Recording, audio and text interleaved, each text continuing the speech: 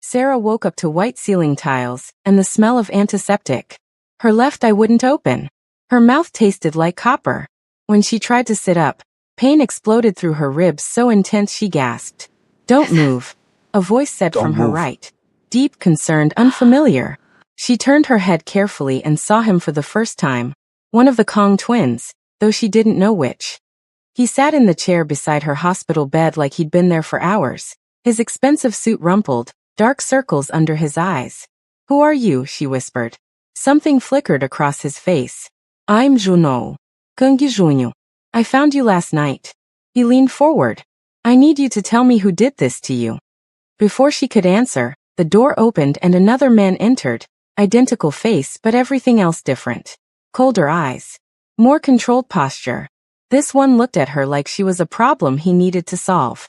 The surveillance footage identified them, the second twin said. Romano soldiers. Victor Chun and Tony Martinez. Lee has them in the basement. He finally looked directly at her. "I'm Minyu. I own the building where you work. Apparently, I should have been paying more attention." Hello besties, welcome to Afro-Korean Stories. Please like, share and subscribe. Also turn on the notification button so you won't miss out on more intense stories like this. 3 days earlier, Sarah Hayes had been invisible. That was the point. That was how you survived working for men like the Kong twins. You showed up early, did your job perfectly, and disappeared before anyone remembered you existed. For 9 months, she'd cleaned the penthouse in Manhattan's Upper East Side, moving through rooms that cost more than she'd earn in 10 lifetimes. She polished surfaces that gleamed under lights probably worth more than her yearly salary. She organized books she'd never have time to read, watered orchids she couldn't afford to buy, and folded newspapers for men who barely glanced her way. The Kong twins owned half of Manhattan's underworld. Everyone knew it. The police knew it. The other crime families knew it. Sarah knew it from whispered conversations between other staff members, from the men in expensive suits who visited at odd hours, from the way people's voices changed when they said the name Kong. But in 9 months, she'd only caught glimpses of Miho. Perfect dark hair, expensive suits, eyes like black coffee that never quite landed on her face. He held meetings in his office with men who spoke in low voices about territories and shipments and problems that needed handling.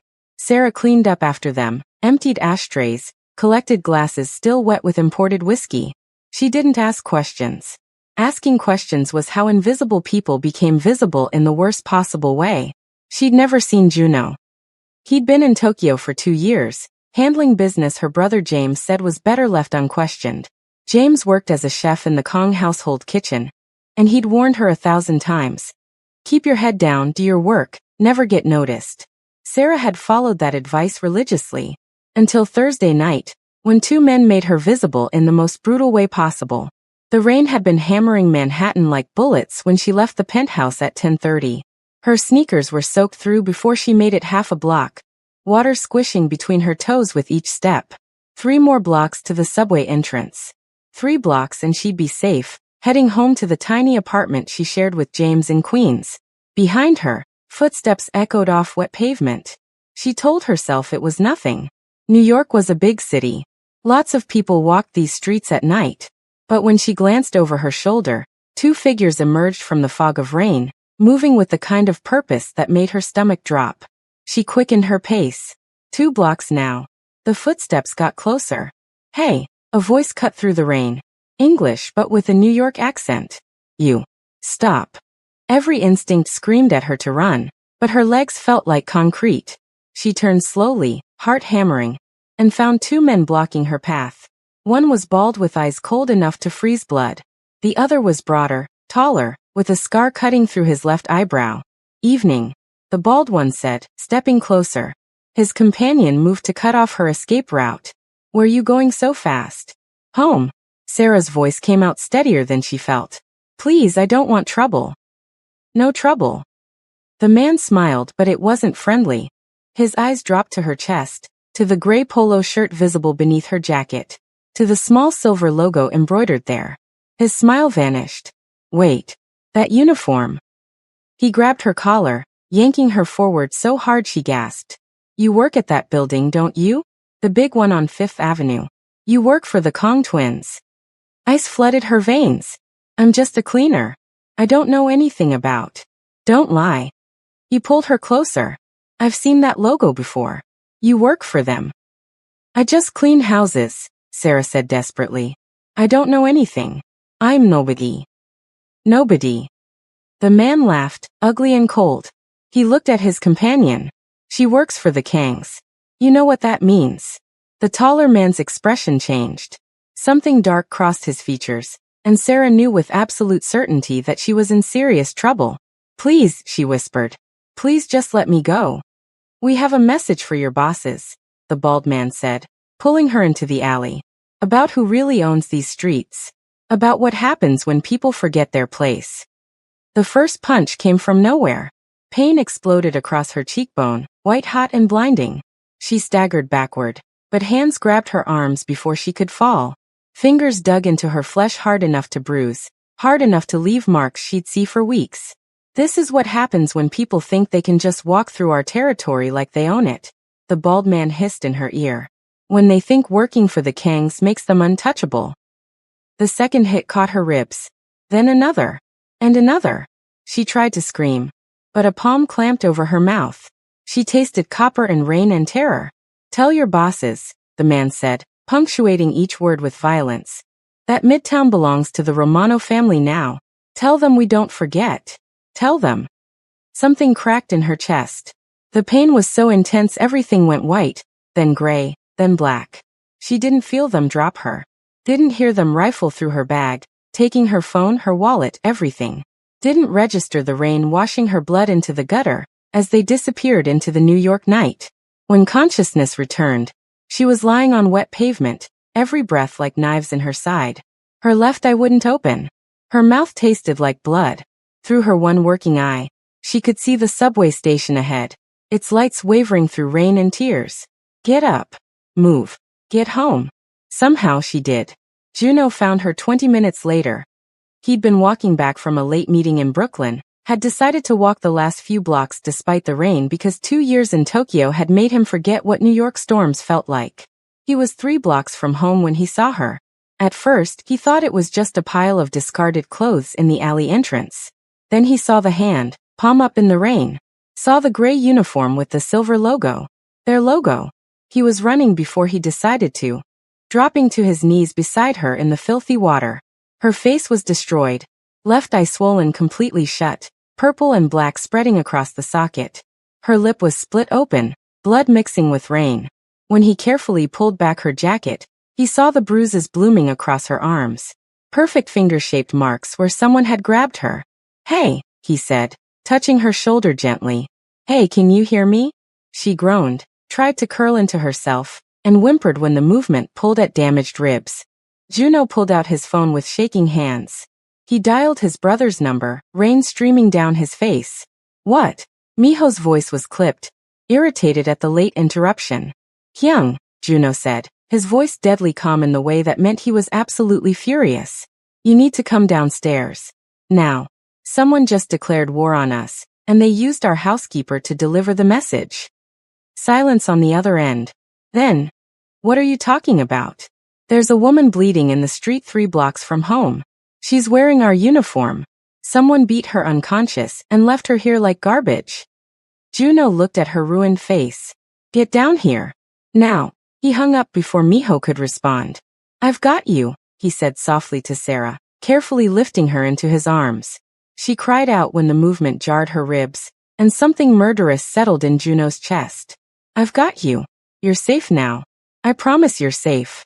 He carried her back to the building through the private entrance, up the service elevator. By the time he reached the penthouse, Miho was waiting with their security chief, Lee Jae-hyun. Lee took one look at Sarah's face and went completely still. Jesus Christ. Get Dr. Park, Miho said, his voice flat. Now. Juno carried Sarah to the guest room, laid her on the bed with a gentleness that surprised even him. She was semi-conscious now, trying to speak through her split lip. Don't talk, Juno said, pulling a chair close. The doctor's coming. You're going to be okay. They knew, she whispered. Saw the uniform. Said to tell the bosses. She gasped when pain cut through her words. Romano family. They said Midtown belongs to them now. Juno's hands curled into fists. He looked up at Miho, who stood in the doorway watching with an expression Juno couldn't read. You didn't even know her name, did you? Juno said quietly. What? 9 months she's worked here. 9 months she's been cleaning your office, organizing your books, and keeping your life running smoothly. Juno stood, crossing to his twin. And you didn't know her name? Miho's jaw tightened. I know the names that matter. Her name is Sarah Hayes, Juno said, voice dropping to something dangerous. She's 28 years old. She has a brother named James who works in your kitchen. She sends half her salary home to pay off medical debt from her father's cancer treatment. She works 60-hour weeks and never complains, never asks for anything. He paused. I learned all that in the week I've been back. How long did it take you to learn it? Junho. Someone fractured her ribs tonight, Hyung. Split her lip. Closed her eye with swelling. They did it because she wore our uniform, because she worked in our building, because she existed in our territory. Juno's voice was ice and fire. And you didn't even know her face. Dr. Park arrived before Miho could respond. The doctor was in his 60s, silver-haired with hands that had treated countless injuries for the Kong family over the years. He examined Sarah with clinical efficiency, checking her pupil responses, palpating the swelling. No sign of skull fracture, he said, making notes. Significant soft tissue damage. Vision. Blurry, Sarah whispered. Left eye. It'll improve as the swelling goes down. He moved to her torso. I need to check your ribs. This will hurt. She nodded, biting her lip as he pressed carefully along her ribcage. When he reached the 6th rib on her left side, she couldn't contain the sharp cry. Fractured, Dr. Park said. We need x-rays to confirm, but I'm certain. The good news is it doesn't feel displaced, which means it should heal without surgery. He looked at Juno. 6 weeks minimum. No heavy lifting, no strenuous activity. She needs rest and pain management. She'll have both, Juno said firmly. Dr. Park pulled out a portable x-ray machine from his bag. For the next 10 minutes, Sarah held uncomfortable positions while trying not to cry from the pain. Juno stood beside her the entire time, his hand carefully holding hers. Miho watched from the doorway, something unreadable in his expression. The x-rays confirmed it. Clean fracture of the 6th rib, not displaced. Dr. Park wrapped her torso in a compression bandage that made breathing easier, then typed prescriptions into his tablet. Pain management and anti-inflammatories, he said, handing Juno a bag with medications already prepared. Take them with food. If the pain worsens or she develops difficulty breathing, call me immediately. After the doctor left, Juno sat beside Sarah's bed while she drifted in and out of consciousness, the pain medication making her drowsy. Who are you? She asked at one point, her good eye struggling to focus on his face. Junho. Kangi Junho. He adjusted the blanket over her. I'm sorry this happened to you. I'm sorry we didn't protect you better. You didn't know me, she whispered. That's not an excuse. His voice was rough. You worked for us. That should have been enough. She was quiet for a moment. Your brother doesn't even know what I look like, does he? Juno didn't answer, but his silence was confirmation enough. It's okay, Sarah said softly. I'm invisible. That's the job. Not anymore. Juno's voice was firm. After tonight, you're never invisible again. I promise you that. She fell asleep before she could respond. In the hallway outside, Juno found his brother standing at the windows, looking out at Manhattan's glittering sprawl. Lee pulled the surveillance footage, Miho said without turning around. Victor Chun and Tony Martinez. Both Romano soldiers, low-level enforcers. They were following orders. From who? Frank Romano himself, according to the chatter Lee's picked up. Miho's reflection in the glass was perfectly controlled. He's testing our boundaries. Seeing if we'll respond. Oh, we'll respond, Juno said, voice deadly quiet. I want them here by midnight. Both of them. Already done. Lee has teams out now. Miho finally turned to face his twin. But we need to talk about the woman. Her name is Sarah. Fine. Sarah. Miho's expression was unreadable. You're getting attached. Someone needs to. Juno crossed his arms. You've had her working here for 9 months and didn't bother learning basic facts about her existence. I have 300 people working for this organization, Miho said. I can't know everyone's life story. She's not everyone. She's in your home every day. She touches your things, organizes your space, keeps your life running. Junho stepet closer. And you never once looked at her face long enough to remember it. Miho was silent for a long moment. Then you're right. The admission clearly cost him something. Juno saw it in the way his brother's jaw tightened. The way his hands curled slightly at his sides. I should have paid attention, Miho continued quietly. I should have known who worked in my home. Should have ensured their safety. That's on me. He met Juno's eyes. But now I know. And now I'll handle it. We'll handle it, Juno corrected. Both of us. Why? Miho studied his twin carefully. You've been back a week and you're already ready to go to war over a woman you just met. Why? Juno thought about finding Sarah in the rain. About the way she'd looked so small and broken in his arms. About the sadness in her eyes even before the attack. The kind of sadness that came from carrying weight no one else could see. Because someone needed to see her, he said finally. And it should have been you, Hyung. It should have been both of us. But since you were too busy building your empire, I guess it had to be me. The words hung between them, sharp and true. Before Miho could respond, Lee appeared in the hallway. We have them. Chun and Martinez. They're in the basement. Both twins turned to him. Good, Miho said. Get Sarah's brother. I want him there when we question them. Why? Juno asked. Because he deserves to see what happens to people who hurt his sister. Miho's voice was cold. And because I want him to understand that working for us means something. That we protect our people, even when we should have been protecting them better all along. The basement interrogation room was stark concrete and industrial lighting. Victor Chun and Tony Martinez knelt in the center with their hands zip-tied behind their backs, both bleeding from cuts Lee's team had given them during pickup. 2 guards flanked the door, guns visible at their waists. James Hayes stood against the wall, his face pale but his eyes burning with the kind of fury that came from seeing his sister broken. The twins entered together, moving with the synchronized precision of people who'd spent 32 years reading each other's thoughts. Victor, the bald one, looked up and his face went ashen. Mr. Kong. Mr. Kong.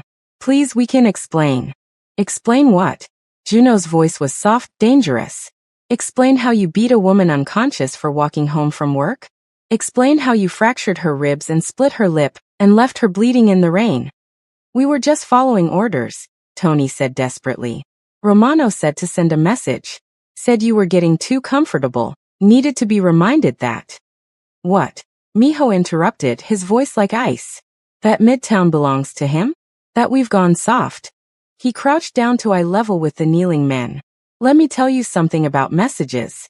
When you want to send a message to me, you send it directly. You don't use innocent people as your delivery system. She wasn't innocent, Victor said quickly. She works for you. She's part of your organization. She cleans floors. James spoke for the first time, his voice shaking with rage. My sister cleans floors for a living. She works 60 hours a week to pay off medical debt. She's never hurt anyone, never caused trouble. She just existed in the wrong place at the wrong time. Who is this? Tony looked confused. James Hayes, Miho said quietly. Sarah's brother. He works in my kitchen. Has for 3 years. Loyal, hard-working, never asks for anything. He paused. His sister was the same way. Invisible, reliable, someone who just wanted to do her job and go home safely. We didn't know, Victor said desperately. We didn't know she had family. We were just supposed to scare someone, show that Romano could reach into your territory. You fractured her ribs, Juno interrupted, his voice dropping to something lethal. You closed her eye with swelling. You left bruises shaped like your fingers on her arms. That's not scaring someone. That's attempted murder. Please, Victor was crying now. Please, Mr. Kong, I have a family. 2 kids. A wife. Please. So did she, Miho said. Her father died 18 months ago from cancer. Her mother is alone in Lagos. Her brother, he gestured to James, is right here, watching you beg for the mercy you didn't show his sister. The silence that followed was absolute. What do you want to do with them? Miho asked James quietly. They hurt your sister. You have a say in what happens next. James looked at the two men kneeling on the concrete. Looked at their fear, their tears, their desperate pleas. Then he looked at his sister's employers, now that both twins were involved, and saw something he'd never seen before. They cared. Not just about territory or messages or power. They actually cared that Sarah had been hurt. I want them to know what it feels like, James said finally. To be helpless. To hurt. To be afraid. Juno nodded once. Done. Wait. Miho held up a hand. There's something else we need from them first. He looked at Victor and Tony. Who else knows about this? Who else did Romano tell about his plan to push into our territory? Just us, Tony said quickly. Just the two of us. Romano wanted it quiet, didn't want word getting out before. Before what? Before he could gauge your response. Victor was talking fast now, desperate to give them anything useful. He said if you didn't respond hard, if you let this slide, it would prove you'd gone soft. That other families would see weakness and start pushing into your territories too. And if we did respond hard? Juno asked. Then he'd know you were still dangerous. Still worth negotiating with. Tony swallowed hard. This was a test, Mr. Kong. Just a test to see where you stood. Miho and Juno exchanged a look. An entire conversation happened in that glance, the kind only twins could have. Lee, Miho said without breaking eye contact with his brother. Take them. Make it hurt, but keep them alive. I want Romano to get his response, but I don't want bodies creating problems with the police. Understood. Lee gestured to the guards. Wait, Juno said suddenly. He crossed to Victor, crouched down so they were eye level. What's her name? What? The woman you beat. Say her name. Victor's face went blank. I don't know her name. Exactly. Junho Sotod. You put your hands on her. You broke her bones. You left her bleeding in the rain. And you never even bothered to learn her name. His voice was soft, deadly. Her name is Sarah Hayes. She's 28 years old. She works 60 hours a week. She has a brother who loves her. She has a mother in Nigeria who calls every Sunday. She matters. He stepped back. Now you can go. The men were dragged away, Victor sobbing, Tony silent. The door closed behind them with a heavy thud. James stood against the wall, shaking. Come here, Miho said, not unkindly. James approached cautiously. Up close, he could see that both twins were furious. Juno's rage burned hot and visible, while Miho's was cold and controlled, but no less intense. Your sister will recover, Miho said. Dr. Park confirmed the rib will heal completely in 6 weeks. The bruises will fade. Physically, she'll be fine. And mentally? James asked quietly. That's harder to predict, Juno admitted. Trauma like this changes people. Makes them afraid of things that never scared them before. Makes them see danger everywhere. We'll help her through it, Miho said firmly. Whatever she needs, therapy, time off, relocation if she wants it, we'll provide. This happened because she worked for us. That makes her our responsibility. James studied both twins. You really didn't know her, did you? Before tonight? No, Miho said simply. I didn't. That's something I have to live with. But I did, Juno said.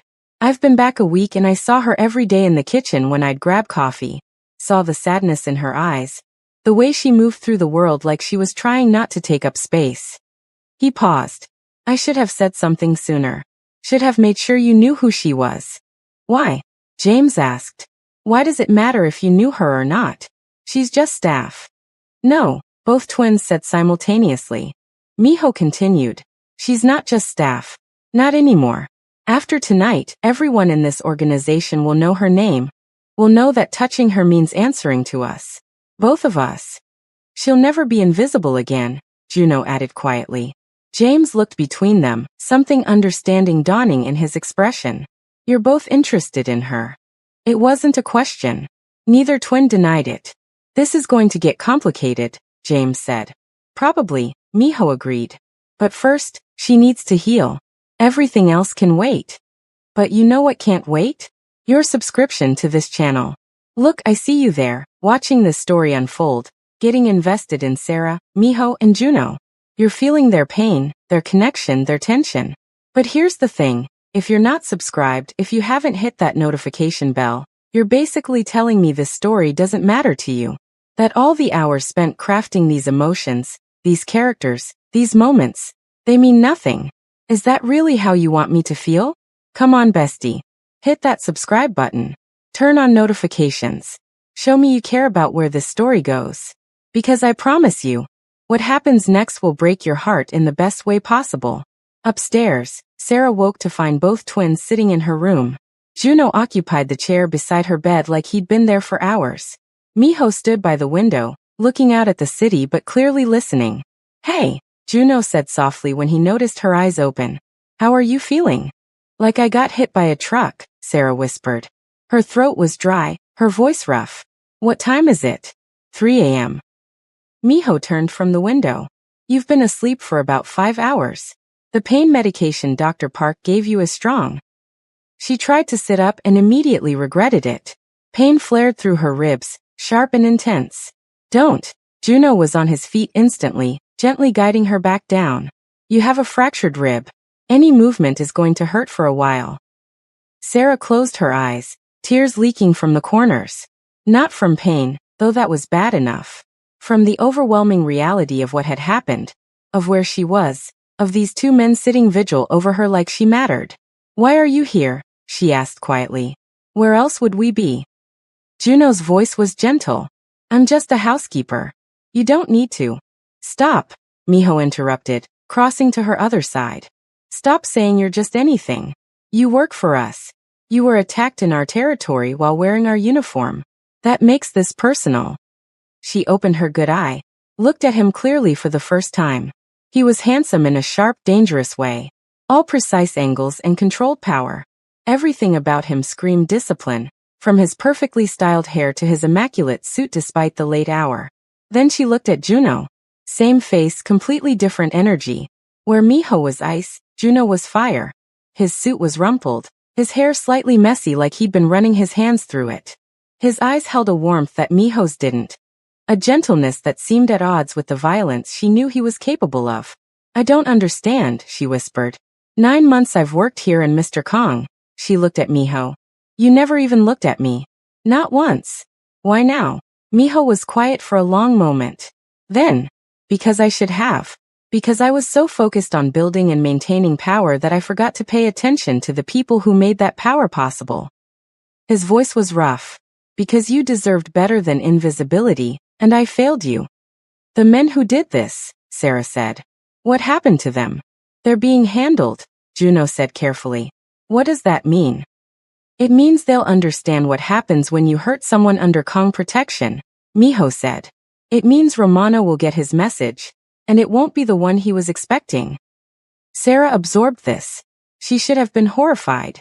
Should have been afraid of what being handled meant in the context of the criminal underworld. Instead, she felt something else entirely. Protected.